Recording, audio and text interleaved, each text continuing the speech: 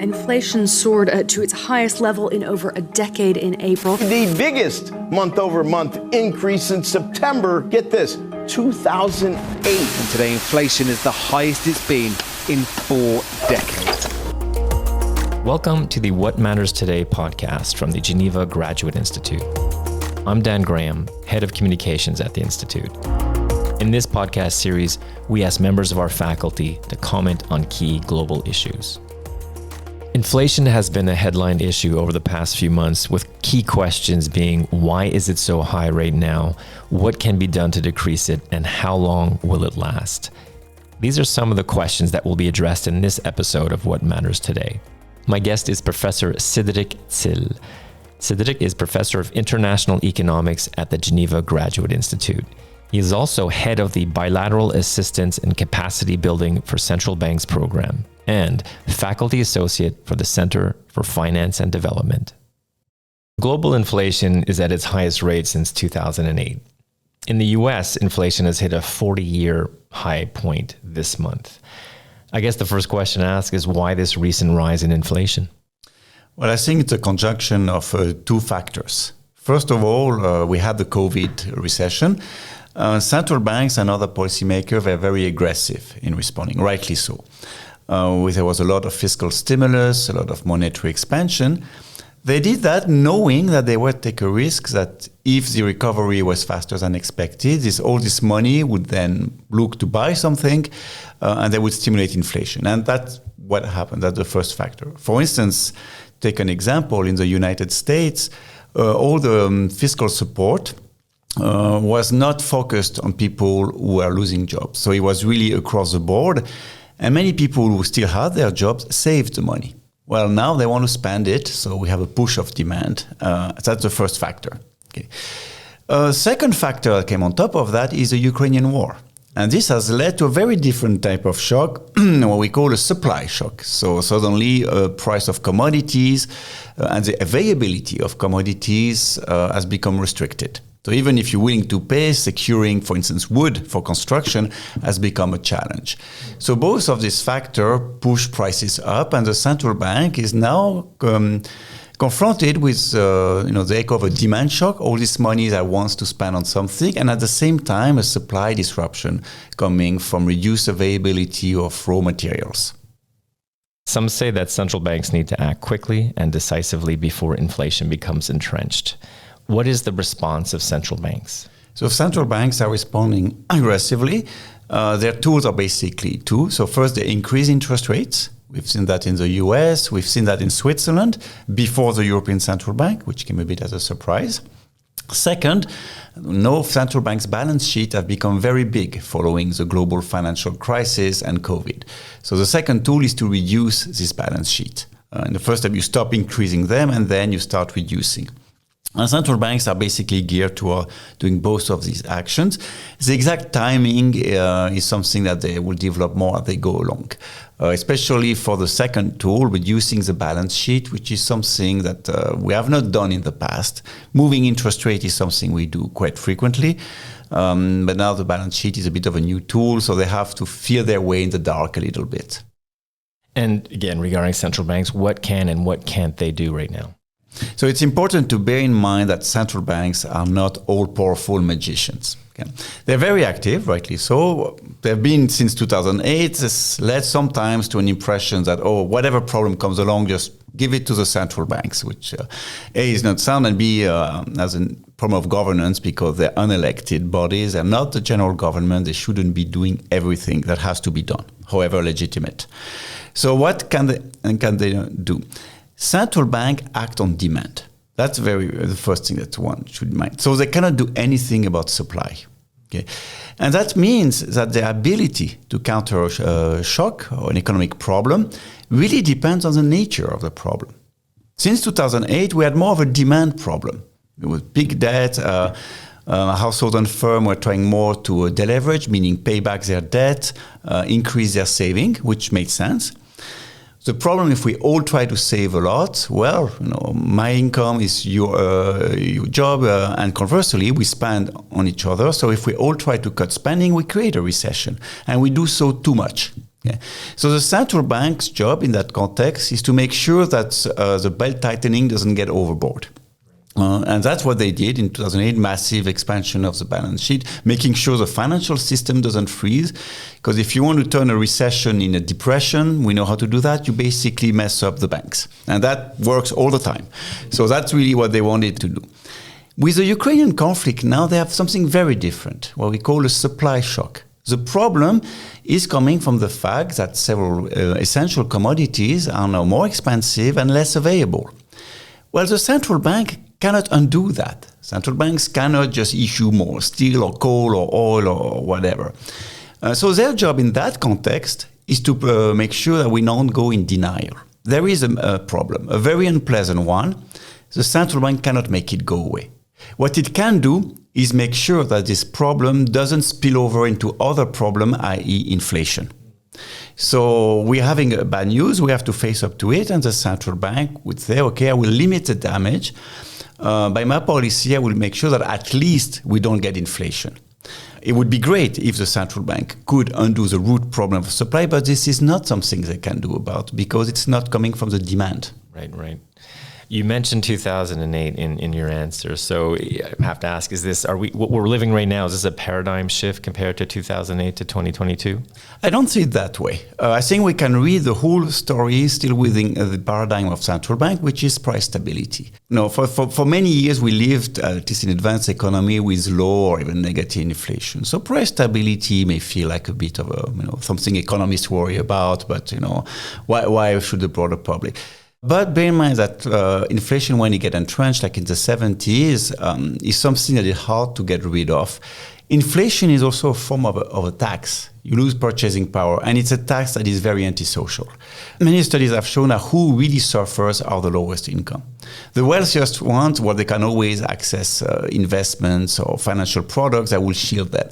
But if all you have is a standard bank account or cash, you fear the inflation more. So price stability is something very unpleasant and very antisocial. Inflation, sorry. Right. Price stability, of course, as the opposite. So central banks have this as to job, and that's what they've been designed to do. So there was a big... the paradigm shift was really more in the 80s and 90s, where central bank before were trying to do a little bit of everything, trying to limit unemployment. And then the shift was like, no, the core job is price stability. If conditional on price stability, you can help employment by all means. That's how one should read the double mandate of the Federal Reserve. The law says they should do both, but de facto is like, okay, make sure inflation doesn't go up. If you can do that without creating unemployment, that's even better. But there is a clear hierarchy there. So their job is price stability. With this in mind, how do we read 2008 to now? Well, 2008 was a shock really to the financial system. Okay, everyone was panicked. We all started saving a lot. People wanted cash instead of a bank account. So what the central bank did is to make sure that this tightening of demand did not push us into deflation, meaning falling prices, which is something that is actually much more damaging than inflation in a way, because if you are a debtor and you try to pay your debt, but you have deflation, what it means is the real burden of your debt goes up. Your debt is in franc or dollar. So when the price goes down, a given franc of debt is actually heavier. So central banks were very aggressive to that to prevent deflation. So square in line with the mandate of price stability. They had to use very unusual tools. So because interest rates were going to zero, a bit below, they couldn't only use that. So that's why balance sheet expanded. That's why in Switzerland they did a lot of foreign exchange interventions. Now they face the real problem. Now inflation is going up. So they go into the good old world of central banking, so to speak, where you can increase interest rate and you do that to fight inflation. So we're still perfectly within the mandate of price stability. So the fact that things have moved in very heterogeneous way is not that central banks have changed what they're after. It's just that they have to adjust to their tools. To pursue the same objective, but first in an environment where prices were falling, if anything, and now in an environment where prices are increasing. Right. And are negative rates a thing of the past now? For the short term, yes. They're clearly going up. The interesting question is, what about beyond 2-3 years from now? I'm not sure they're gone.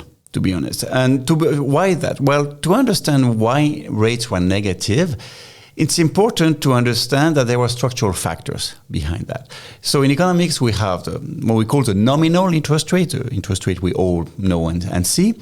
But we also have what we call the real interest rate, which is the interest rate adjusted for inflation. The real interest rate is really what the functioning of the economy gives you. So it reflects productivity, it reflects demographics, it reflects also risk aversion. So if we all want to save in a safe asset, well, its return is going to show. What we've seen starting in the 80s is a very pronounced downtrend in real interest rate. So this predates the financial crisis. It accelerated in the financial crisis. And there's been a lot of research of what was going on there. And this is really measure of rate when you filter out inflation and the business cycle. And what research has shown that it reflects demographics. With population aging, we save more. Well, if you save more, then you push down the interest rate. There was also the fact that emerging economies became bigger in the world and they save a lot, more than advanced one. Another element was people were a lot after what we call safe assets, so investment where you don't have to worry about price collapsing. And what is the ultimate safe assets? It's a US Treasury. Okay, when you look at a couple of $1 billion, this is hard to beat. That pushed down this interest rate. This factor have not gone away. Demographics, by definition, is something that moves very slowly. Risk aversion, well, we have a major conflict in Europe. If anything, risk is going up. So I don't see these factors going away. And so the underlying, the trend real interest rate is actually quite low. So once a central bank fights this inflation wave, and expectation so far is that they will and they will succeed. Well, the inflation goes away, so the interest rate will be able to come down, and this underlying structural factor will reveal themselves again. So I wouldn't be surprised if 2-3 years from now we will find ourselves again talking about zero low bound negative interest rate and like that. I could of course be wrong, but that's what forecasting is about. And there's a lot of discussion right now that our current situation could lead to a recession. Mm-hmm. What are your thoughts on that? That's a risk. So when central banks, let's say, are faced with this adverse shock, okay, we have commodities are more expensive. So the central bank job is to make the economy understand, look, times have changed. It's not fun, but let's not go in denial. And so we will calm down demand. The idea of central bank is we put demand in line with supply, okay, and do so to avoid pressure on prices. No, you can overdo it. This is not an exact science. You do policy with data that are always a bit outdated. Also, we do better than we used to, but still, there's always imprecision. So it's like you're driving a car, but the steering wheel is not so tightly connected to the wheel. So you can imagine how comfortable that can be. So there is the risk of recession. So far, if we look at forecasts, and you should always take them with some caution, of course. At least for advanced economy, we're more talking about a slowdown than a recession. So we don't really foresee a contraction of economic activity. Why is that? Well, this shock of the Ukraine war came in a time where the economy was booming. If anything, it was booming too much. If we go back to early 2022, the central banks discussion were more like, we had this COVID shock, but we had done a lot of support. Now this money wanted to get spent. So there was already a situation where unemployment was low. There was already some inflationary pressure. So this is a sign of an economy that's healthy. But if anything, can get carried away. So then comes this adverse shock. So you have to cool down the economy probably faster than you would have otherwise. But you're not in a situation where you would already have unemployment. So the Ukraine war shock hits against an economic background that was actually quite good. That means that all you have to do is to slow down growth. You don't literally have to go and have a big recession. So I'm cautiously optimistic on that one. I say cautiously because these things is not something you can pilot very finely. But at least we started from a situation where we were not already in a depressed state with a lot of unemployment. Yeah. Quite the opposite, actually. Thanks for that. And my final question, I guess, has to be, how long do you think we'll be in this situation of high inflation? Okay, so it depends to a large extent of how long the supply shock lasts. The thing that is important is that central bank keep an eye on what we call expectations. Okay, so we see inflation today, but we want to get a measure of what do firms and households think about expectation will be in the future. Now, why do we stress that? It's because inflation is a forward-looking process. If I'm a firm, and now I'm going to think of whether I adjust my price, I'm going to look at how much I have to pay for my inputs, the labor, etc. So I look at the situation today. But I also look tomorrow, and I say, well, what do I expect of my competitors to do in 6 months? If I expect them to increase prices, well, I may as well already take the chance to do it preemptively now, so in 6 months I don't have to do it again. So if firms and households expect inflation in the future to be high, they will preempt that by already increasing their price and wage demands. And there's a lot of research that show that. So the central bank, you want to really tell the firms, like, look, now you have a price pressure. But in 6 months to a year, we'll have calmed everything down, so your competitor won't want to move. So only think about your current situation, we take care of the future. And if you do that, you actually prevent the snowball effect of inflation and wages, etc. So there's a lot of emphasis in modern macroeconomics on expectations. Now, of course, then we ask, well, what do the expectations do? We have to measure them, which is imperfect. We have sources to surveys of firms and households. You can extract expectation from financial markets. What this shows, by and large, is expectation of inflation staying high for a year or two, but not beyond. So this expectation say, okay, we have bad news. This will fuel some inflation, but the central bank are reacting. They're on top of things. They will get the job done. And after 2 years, we're back to square one of low inflation. Now, of course, for this to happen, the central banks have to act. So the central bank cannot say, expectations are fine, so I do nothing. No, because expectations are fine precisely because people expect you to do something right now. So you have to validate these expectations. So I don't think we're in a situation where we will see durably high inflation like we did in the 70s. Central banks have learned the 70s lesson the hard way, and they're very much focused on that. Great. Well, thank you very much for this very interesting conversation on inflation. And thank My you for pleasure. joining us for this podcast episode. Thank you. That was Professor Cedric Tille discussing the rise of inflation and what can be done about it.